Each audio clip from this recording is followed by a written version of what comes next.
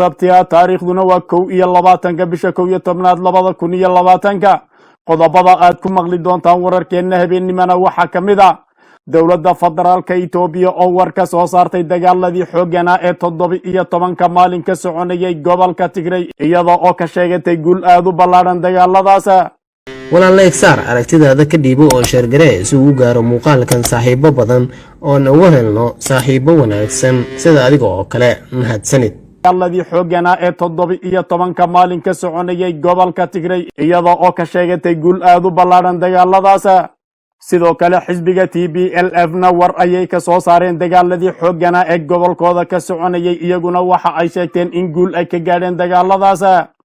dagaalo xoogan oo la sheegay in ay galabta ka dhaceen magaalo lagu magacaabo Korem oo qiyaastii 170 kiiloomitir u jirta magaalada Maqala.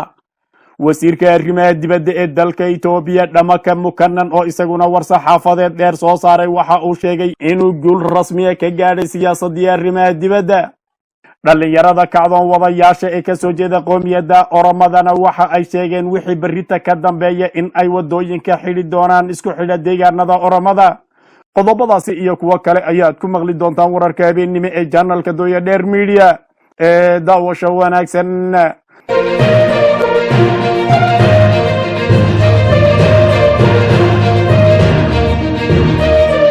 isku soo noqod wanaagsan daawadayaal ku soo dhawaada qodobadaasi aad maqasheen iyo kuwa kale oo faahfaahsan.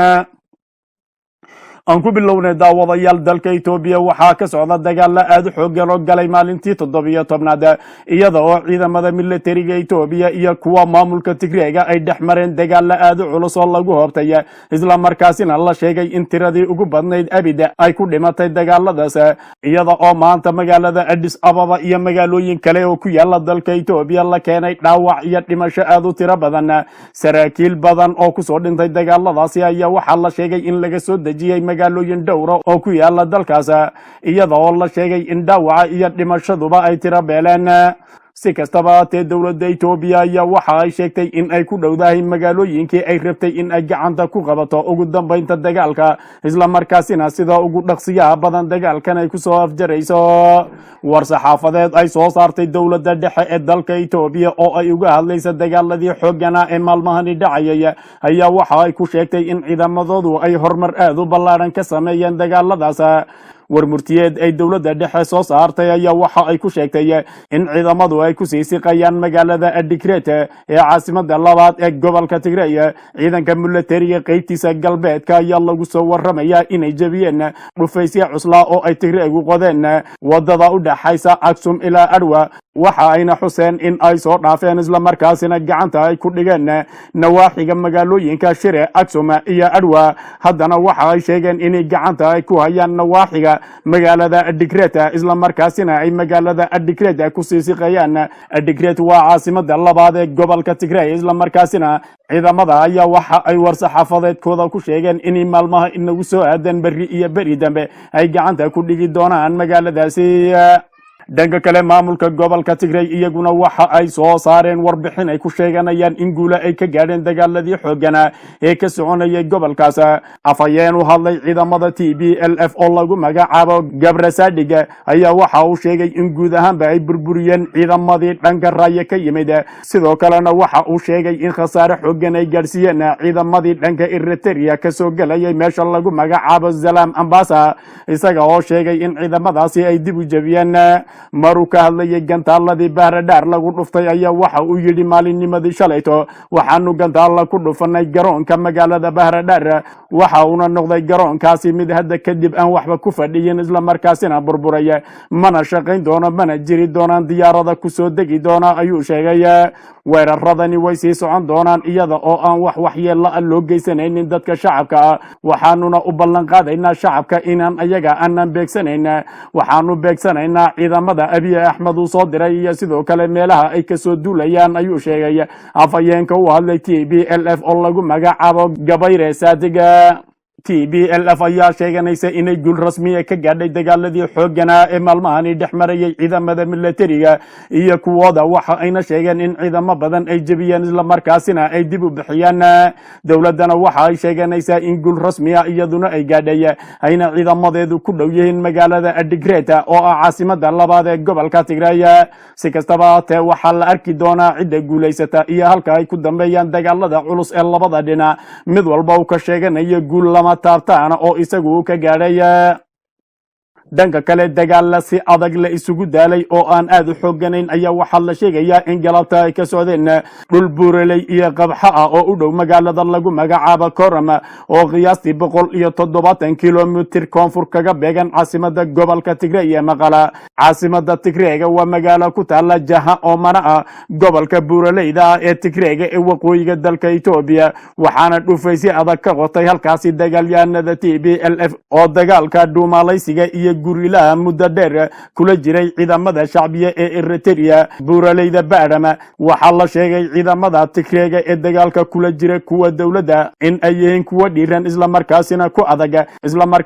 adag dagaalka ka socda gobolkooda khibradna ku soo qaatay xadka dalka ay deriska yihiin ee Eritrea waa ayna adag tahay in ciidanka federaalka ay jebiyaan TPLF sida lagu sheegay warbixin ay CNN soo saartay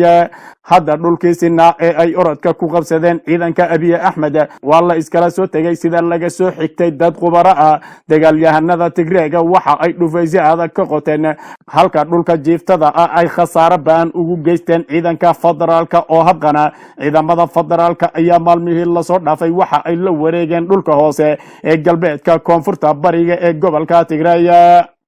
dhanka kale wasiirka arrimaha dibadda ee dalka Itoobiya Dhamaka Mukanan ayaa war saxaafadeed u soo saaray waxa uu ku sheegay in uu guul rasmi ah ka gaadhay siyaasadda arrimaha dibadda ee dalkiisa war saxaafadeed wasaaradda arrimaha dibadda ee Itoobiya ay maanta soo saartay ayaa waxa lagaga warbixiyay arrimaha ay ka mid ka yihiin safaradii bariga Afrika ee waftigii uu hogaaminayay wasiirka arrimaha dibadda ee Itoobiya Dhamaka Mukanan waxa ayna sheegeen in dalalkani ku yaala qaaradda guud ahaanba ay qabaan aragti ah in arrintani ay tahay dhibaato dalka gudihiisa ah oo u taala Itoobiya dalalka safaradani lagu tagay oo 6 dal gaadhaya ayaa waxaa la sheegay in lagu fahansiiyay in ay sareynta sharciga lagu sugayo howlgalka ka soconayo waqooyiga dalka Itoobiya sidoo kale waxaa war murtiyeedka lagu sheegay in dalka Suudaan Itoobiya uu kala shaqeyn doono sidii dib loogu soo celin lahaa dadka dagaalka uu saameeyay ku barakacay dalkaasi Itoobiya ayaa waxa ay meesha ka saartay walaaca laga muujinayo ciidamada Suudaan iyo Masar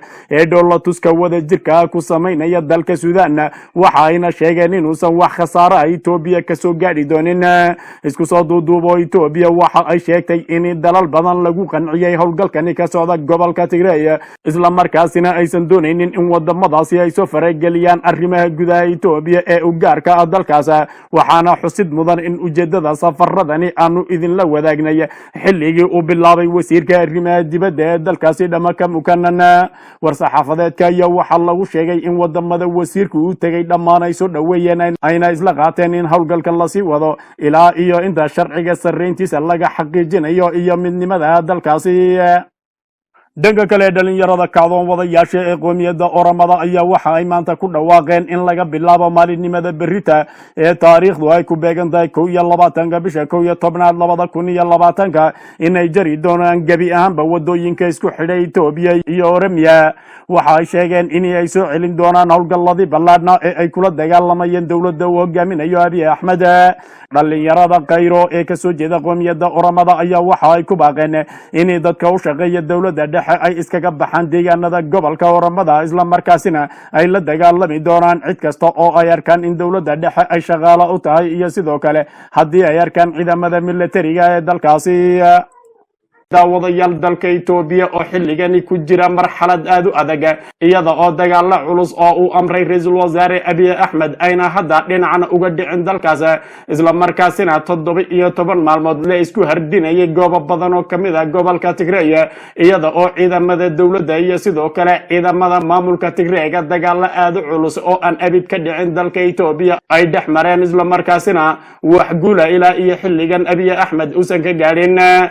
dagaalada oo ahaa kuwa aad u culus oo 17 maalmood dhex marayay ciidamada dowladda iyo kuwa Tigreega ayaa waxa ay u muuqdaan kuwa hadda cagajiid laga yahay kadib markii dhimashada iyo dhaawacu ay aad u bateen iyada oo ra'iisul wasaare Abiy Ahmed xilligani uu u muuqdo inuu awoodda saaray duqeymaha iyo sidoo kale inuu burburiyo magaalooyinka ku yaala gobolka Tigray iyo goobaha ay ka shakisan yihiin in kooxda TPLF ay wuxuun ka caawinayaan magaalooyin dhowr oo ay ku jiraan magaalada Shire, Aksum iyo kuwa kale oo ciidamada dawladdu ay mar la wareegeen ayaa wararkii u dambeeyay waxa ay sheegayaan in laga qabsaday ciidamada dawladda. magaalada hadda magaca leh ee ku jirta gacanta dawladda ayaa waxa ay tahay magaalada Alamato, taasi oo ku taala dhinaca magaalada Maqala, isla markaasina ciidamada jiidaasi ka howlgalaya oo la sheegayo inay iyaga caawinayaan ciidamada Eritrean ayaa waxa la sheegayaa in ay yihiin kuwa ugu dhadhow guusha iyaga oo ciidamadaasi aysan sidaas uga sii fogeyn magaalada Maqale ee caasimada gobolka Tigray. dhinaca kale ciidamada ku sugan Aksum iyo Shire iyaga waa ciidamadii sida weyn u jabay laba maalmood ka hor ciidamada Tigreegu ay aad u xasuuqeen iyaga oo labada dhinacba ay si weyn isugu ba'een, waxaana la sheegayaa ciidamadaas dhinacooda hadda in wax dhaqdhaqaaqa uusan ka jirin. ciidamada dawladda ayaa waxa ay u muuqdaan kuwa ku guuldaraystay wejigii koobaad iyo wejigii labaad ee dagaalka lagu qaaday gobolka Tigray. hase yeeshee ra'iisul wasaare Abiy Ahmed ilaa iyo hadda asagu wuu diidan yahay in marxalad kale loo gudbo isla markaasina wada hadal loo bedelo dagaalada ka soconaya gobolka Tigray. dagaaladani ayaa waxa ay qabaan dadku inay noqon doonaan isuna bedeli doonaan dagaal sokeeye marka la fiiriyo xaaladda dalka Itoobiya. qoomiyadaha tirada badan ee aan is ogolayn ee dhammaantood dagaaladu ay ka wada dhaxeeyaan iyo sidoo kale Tigreega iyo Xabashida oo si gaar ah isu sii aragsan dagaaladani culus ee waqtigani dalku uusan u haynin dhaqaale iyo sidoo kale jaanis iyada oo la rabay in waqtigan dalka ay doorasho ka qabsanto ayaa waxa la rumaysan yahay inay isu bedeli doonaan dagaal kale kuwaasi oo dalka khalkhal galiya isla markaasina dagaal la sokeeye oo fallo waaya ay dalka ka qarxi karaan. dagaal kale ayaa waxa ay ka jiraan dalka Itoobiya marka laga tago dhinaca gobolka Tigray. qaybo badan oo kamid ah qoomiyadaha dalkaasina waxa ay si weyn uga soo horjeedaan dawladda uu hogaaminayo Abiy Ahmed, waxaana qoomiyadahaasi kamid ah qoomiyada Oromada ee Abiy Ahmed uu ka soo jeedo iyo sidoo kale qoomiyadaha Benshangul Gumuz, Walayta iyo kuwa kale. wadanka Itoobiya ayaa xilligani waxa uu u baahnaa in la isku soo dhaweeyo, balse dagaalkani ayaa suurtagal in wadankaasi uu ka dhigo mid faraha ka baxaya. dhanka kale magaalada Maqala maanta waxa ka dhacay duqeymo aad u culus oo ay geysanayeen ugu yaraan 5 diyaaradood sida la sheegay. wararka ay soo saareen maamulka Tigray ayaa waxa ay ku sheegeen in duqeymihii ugu cuslaa abid maanta ay ka dhaceen magaalada Maqala iyo magaalooyin kale oo ku yaala gobolka Tigray. wariyaha BBC-da laanta afka Tigray oo ku sugan Maqala ayaa waxa uu soo wariyay in duqeymo aad u culus ka dhaceen halkaas. duqeymaha ayaa waxa la sheegay in waxyeello xooggan ay ka soo gaadhay arday Soomaaliyeed oo wax ka baranaysay jaamacad ku taala magaalada Maqale ee caasimada gobolka Tigray. diyaaradaha ayaa waxa la sheegayaa in Abiy Ahmed uu si weyn u adeegsanayo kadib markii ay u muuqato in ciidamadii lugta ee loogu talagalay inay iyagu dhulka qabtaan ay dhaqaajin laayeen ciidamada maamulka Tigray. duqeymaha ayaa waxa ay yihiin kuwa aan meel ka tagaynin isla markaasina burburinaya magaalooyinka iyo meelaha kale ee muhiimka ah. waxa ayna dawladda Itoobiya adeegsanaysaa xilligani duqeymo saa'ida iyada oo lagu eedeeyay dawladda dhexe diyaaradaha duqeymaha fulinaya inay yihiin kuwa ka yimid dibadda Itoobiya isla markaasina dawladda ay ka mid tahay Imaaraadka Carabta ay qayb weyn ka tahay diyaaradaha duqeymaha culus ka geysanaya gobolka Tigray. dhanka kale dawladda Itoobiya waxa ay sheegtay in wadankeeda ay ka masaafurinayso nin u dhashay wadanka Ingiriiska. dawladda Itoobiya ayaa waxa ay amar ku bixisay in dalka si degdeg ah looga saaro William Davidson oo u dhashay dalka Ingiriiska. waxa ayna sheegeen in shirkada gaar ah magaciisa uu ku samaystay isla markaasina uu xidhiidh la lahaa kooxda TPLF. William ayaa la sheegay in uu la shaqeynayay International Crisis Group, balse Itoobiya waxa ay leedahay waxa uu ku dhex jiray arrimo kale, waxa uuna dunida u gudbinayay xogo been abuura oo dalka ka dhana ayay Itoobiya sheegtay. sidoo kale Itoobiya ayaa maanta waxa ay ruqsadihii aqoonsiga shaqada kala noqotay warbaahinna caalamiya oo ka howlgalayay dalka Itoobiya. waxa ayna dawladdu u muuqataa in ay doonayso in si weyn ay u dado ama ay u qariso dagaalka ka soconaya gobolka Tigray. dhanka kale madaxweynaha dalka Ethiopia ambassador Sala Wagzowde ayaa waxa uu ka degay magaalada Johannesburg ee cariga Koonfur Afrika waxaana la filayaa in Zowde uu kulan la yeelan doono madaxweynaha dalka Koonfur Afrika dawladda Ethiopia ayaa xilligani waxa ay wadaa dhaqdhaqaaqyo aad u xooggan oo la xiriira wadamada Afrika iyada oo madaxda dalka Ethiopia ay wadamada Afrika si weyn ugu safrayaan waxa wadamo ilaa 6 iyo 7 gaadhayo oo ku yaala qaaradda Afrika isu maray wiigan gudihiisa wasiirka arrimaha dibadda ee dalka Ethiopia ayaa waxa ay doonaysaa in dagaalka ka soconaya gobolka Tigray ay u yeesho waji kale waxa ayna wadaa dhaqdhaqaaqyo iyo xiriir ay la sameynayso wadamada deriska iyo sidoo kale wadamada ku yaala gobolka iyo Afrika ayaa markii hore waxa ay ku talinayeen in dagaalka la joojiyo isla markaasina loo bedelo wada hadal waxaana lagaga quustay arrintaasi Abiy Ahmed oo isagu si weyn ishortaag ugu sameeyay waxa ayna xilligan maraysaa in Ethiopia cidii wax uu la doonaysa ay ku amaanto ama ay ku taageerto dagaalka ay ku qaaday gobolka Tigray Soomaaliya wasiirka arrimaha dibadda Axmed Ciise Cawad ayaa la sheegay in uu xilkiisii ku waayay kadib markii barta wasaaradda arrimaha dibadda uu ku qoray in ay habboon tahay in wada hadal lagu dhameeyo dagaalka ka soconaya gobolka Tigray wax yar kadib markii qoraalku uu ku jiray halkaas ayaa la tirtiray waxaana laga bixiyay raali gelin iyada oo wasiirkiina xilka laga qaaday wararka ayaa waxa ay sheegayaan in sababta wasiirka xilka looga qaaday ay tahay in uu ku taliyay in wada hadal lagu dhameeyo dagaalka ka soconaya gobolka Tigray madaxweynaha dalka Uganda isagana waxa uu tirtiray qoraal u galiyay bartiisa Twitterka isaga oo qoraalku ku saabsanaa in wada hadal lagu dhameeyo dagaalka ka soconaya gobolka Tigray